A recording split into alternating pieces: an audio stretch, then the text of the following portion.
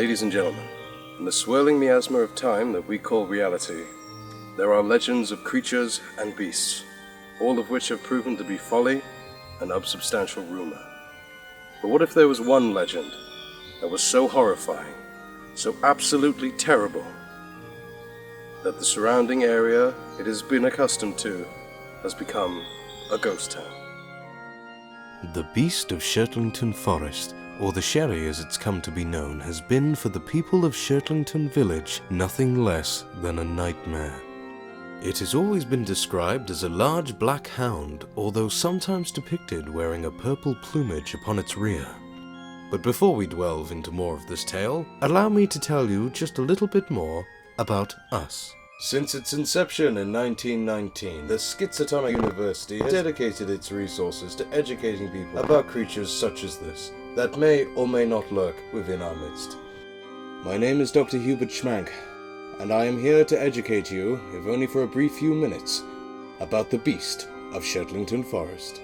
Tales of the Sherrie date as far back as 1645, during the infamous witch trials of England. It all started with a young woman named Herberthane Herbalore, who herself was a simple herbalist. She was able to combine several local herbs and medicines to help Shirtlington fight off the plague, almost single-handedly ending one of the most devastating pandemics known to man. Of course, this meant she was deemed a witch by the local witchfinder, a Mr. Itchy Dixon, who had her burnt at the stake. Villagers at the time spoke of a black hound that would be seen stalking the streets and filling the night air with an awful melancholic howl. It was said that the noise only ceased when the witchfinder's body was found in the heart of the forest, covered in what was described as paw marks. Over the centuries, sightings were reported all across the county, filling the gossip of local taverns with an air of terror, as its howl could be heard for miles around.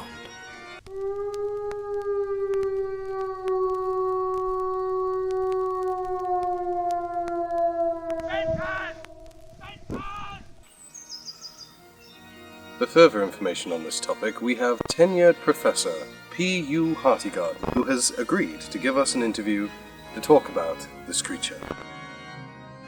Yes, I do believe in the creature. It's been a field I've been studying for the past 30 years, I believe. It's been a hot matter of contention and lots of debate, very heated in the universities, but I believe that there is validity to the rumor, the legend.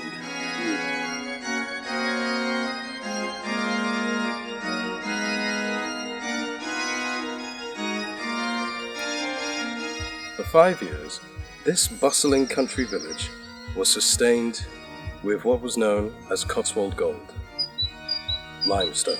Bringing employment and wealth to the local area, these limestone quarries have become an essential part of the countryside experience, ripping the precious stone out of the ground and selling it all over the world.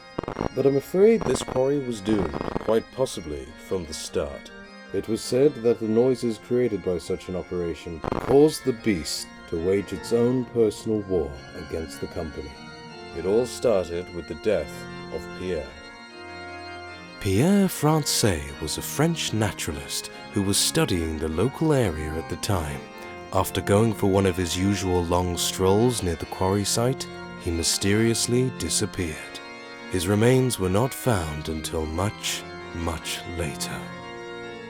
A string of attacks were unleashed across the local area, forcing the once bountiful operation to cease, a decision that some say the village has still not recovered from. Yes, the death of Pierre was a turning point in the case. It eventually led to the dismissal of the quarry workers and the defusal of the whole quarry empire in the county at the time as well. But that was actually before my encounter with the beast.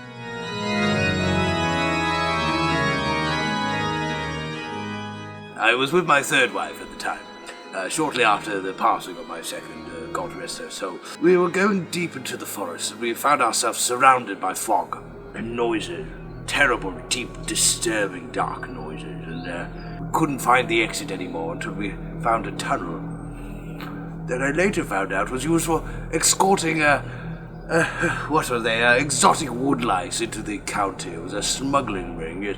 But eventually we made it out into the safety of the town.